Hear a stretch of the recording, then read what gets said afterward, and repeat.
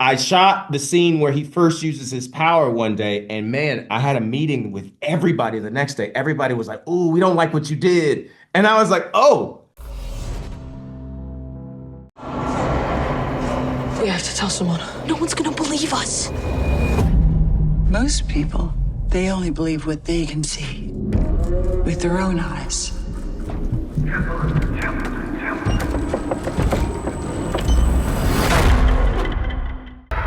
Something bad's coming. This year, we are alone. We are getting 4 Stephen King movies in the cinema and 2 TV series. Why do you think he's still so popular? What is it about his writing that keeps audience coming back for more?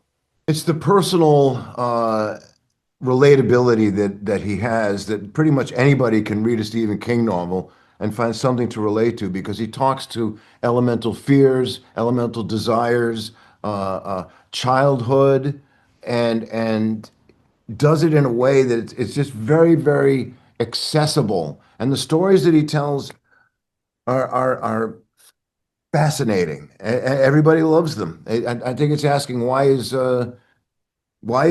Shakespeare or Mark Twain or any of these people still popular, or Steinbeck? Because the stories are timeless and they really speak to a deep inner part of ourselves. Yeah, and I Yeah, think based on the society we live in today, we need as much imagination as we can, and he is extremely imaginative. no doubt about that. Could you talk to me a little about how you prepared for your roles? Did you go back to the original It novel, or do you rewatch the 2 previous movies, or how did you prepare? I have a pretty dense preparation process, but part of it definitely did include giving a little bit of time to the previous performances, giving a lot more time to the text, and then giving significant time to our personal scripts, uh, and creating the character in collaboration with Barbara and Andy and Jason and Brad and me.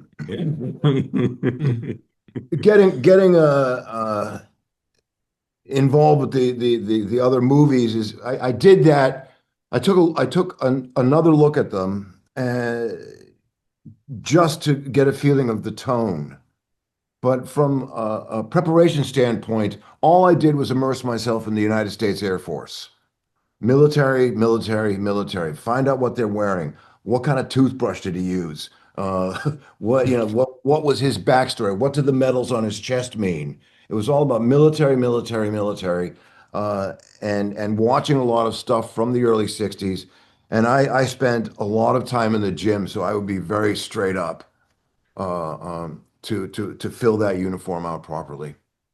Yeah, Yeah, and for me, yeah, I looked at the first film, but a lot of it had to do with the 1960s, and also, taking a look at myself and being very clear. Like, I had to ask a lot of questions in relation to the time, right? Because ultimately a play has to resonate off of you. You are the instrument.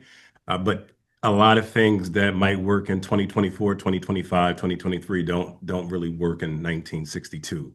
And so what parts of myself could I utilize? What parts of myself that I need to hold back? And that was a continuous process over the whole shooting schedule. We have 25 disappearances, 7 confirmed deaths, mostly children. Chris, could you talk a little bit more about Dick Hallorann, because he's of course a major figure in the Stephen King universe. Did you revisit The Shining, or how deep did you go into his legacy across film, series, and books? Sure, playing Dick Hallorann, obviously a great pleasure and privilege, and also kind of lucky because there's already a heritage laid before me that's already been approved. I honor the performances of the people before me, and I gave them all 45 minutes. That's how much you get. And then I have to do my own work. So while still honoring what was created, I think I have the easiest blanket almost because people already love him. It's, you know what I mean? Like I still got to do my job and be grounded and tell the story, but people already love him. So there's no real pressure for approval. It's just doing the work, which is a great, great way to get to do my Yeah, job. great place to be in. So yeah, it was a lot of developing how do the powers manifest in Dick at this age versus when he's more docile? Who is he before he becomes a more calm and nice human being? He's a dick. He's a terrible person. You know what I mean? He just doesn't because he's busy reading everybody's mind and he's hearing what they really thinks, and that makes him go, then I don't want to be with anybody. If all of you are thinking the worst, most base thoughts, then I don't want to fool with nobody.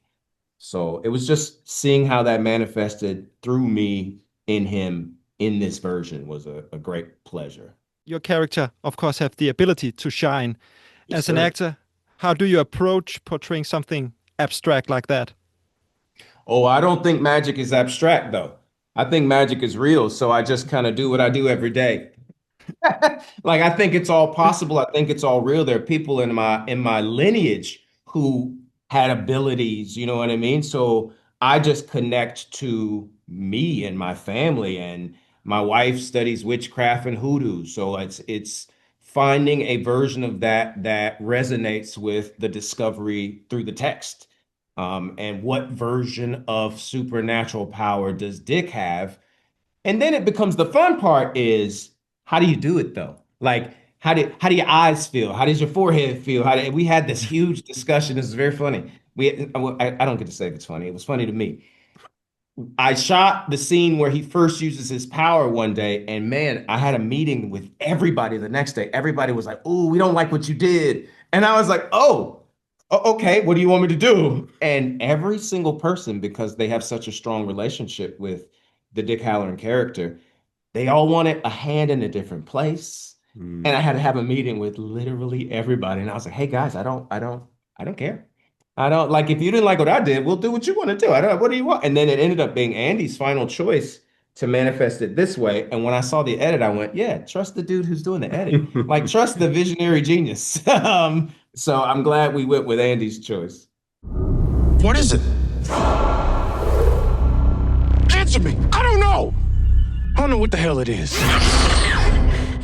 Stefan, I just want to ask you because while Shaw and Dick are on some kind of mission, Hank Grogan seems more like a victim of circumstances. Can you tease anything about his involvement in the overall storyline?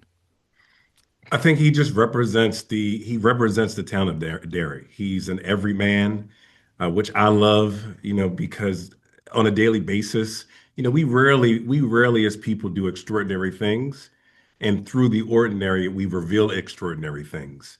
And I feel like with Hank, he's just an ordinary person that is forced into these extraordinary circumstances, and you get to see whether or not he can rise to it or not. Who is he? Who are you when the chips are down? Right? It's so easy for a person to be like, I would do that. I would save this person. I would blah blah blah. But like, who are you? And what are your values? What do you love? What are you afraid of?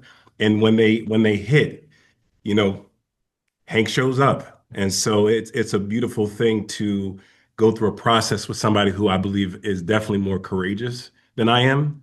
And so he taught me how to become more courageous in the process.